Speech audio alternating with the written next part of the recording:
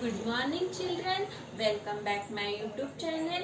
आज हम कक्षा 5 की पहली कविता हम भी सीखे इसका अध्ययन करने वाले हैं और इसके लेखक है गोपाल कृष्ण कौल जी। गोपाल कृष्ण कौल जी हिंदी के जाने माने लेखक माने जाते हैं। उन्होंने हम भी सीखे यह कविता लिखी है और उसका अध्ययन हमें करना है। उन्होंने इस कविता के माध्यम से हमें यह बताने की कोशिश की है कि प्रकृति की बहुत सारी ऐसी चीजें हैं जो हमें बिना किसी स्वार्थ के हमारा हित करने के लिए उपयुक्त है। तो चलिए बच्चों, पहले मैं यह कविता पढ़ती हूँ, वो आप ध्यान से सुनिए।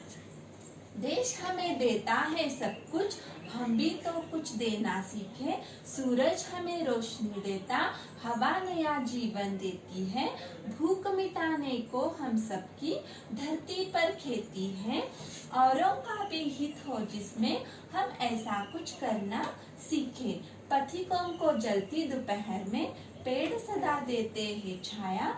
खुशबू भरे फूल देते हैं हम सबको नए फलों की माया।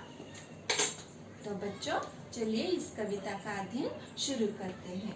देश हमें देता है सब कुछ, हम भी तो कुछ देना सीखे। देश यानी कि हमारा जो भारत देश है जिसमें हम रहते हैं वो हमारा देश है और देश से भी हमें बहुत सारी ऐसी चीजें मिलती है। वो प्रकृति की ऐसी चीजें हमें फ्री में इस्तेमाल करने के लिए मिलती है। तो देश से जैसे हम बिना किसी स्वार्थ के लेते हैं, वैसे ही देश के लिए हमें भी अपना काम करना चाहिए। सूरज हमें रोशनी देता, सूरज भगवान जो है वो हर रोज अपना काम नियमित रूप से करते हैं। हर रोज सूरज भगवान उगते हैं और फिर शाम को वो चले जाते हैं। वैसे ही सूरज भगवान पूरे दिन भर हमें रोशनी देने का काम करता है। रोशनी यानी कि उजाला या फिर प्रकाश। तो सूरज भगवान बिना किसी स्वार्थ के हमें रोशनी देता है। हवा नया जीवन देती है। तो हवा यानी कि एयर, हवा जो है वो हमें जीवन दान देती है। जीवन दान ऐसे क्यों कहा है कवि ने? क्योंकि हम जो सांसें लेते हैं वो हवा से, एयर से ही ली जाती है और उससे ही हम जीवित रह सकते हैं। इसलिए कवि ने कहा है कि हवा नया जीवन देती है। भूख मिटाने को हम सबकी धरती पर खेती है।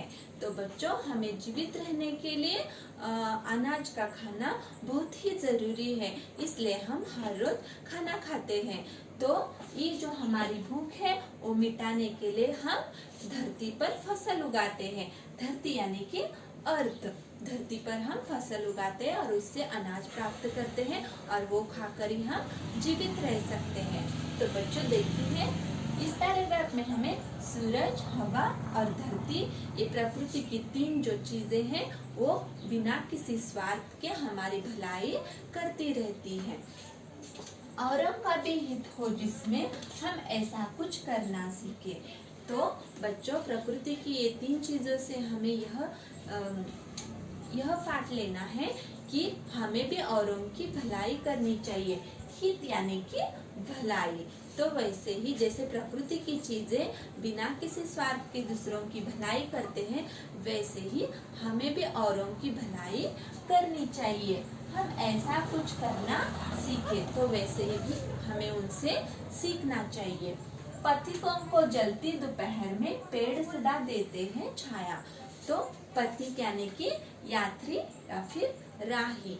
तो पथिक जब जलती दोपहर में घर से बाहर निकलते हैं तो उनको बहुत ज्यादा धूप लगने से वो परेशान होते हैं, तो वो एक पेड़ के नीचे छांव देकर बैठ जाते हैं और उससे उनकी तकलीफ कम हो जाती है। तो पेड़ जो है वो हमें छांव देने का काम करते हैं।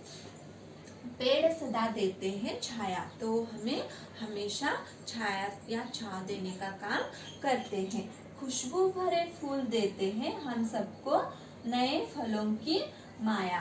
तो वैसे ही जो फूलों के पौधे हैं वो हमें खुशबूदार फूल देते हैं, जो लेकर हम बहुत ही प्रसन्न हो जाते हैं। और हम सबको नए फलों की माया, और जो फलों के पेड़ रहते हैं वो हमें फल देकर प्रसन्न करते हैं। धन्यवाद।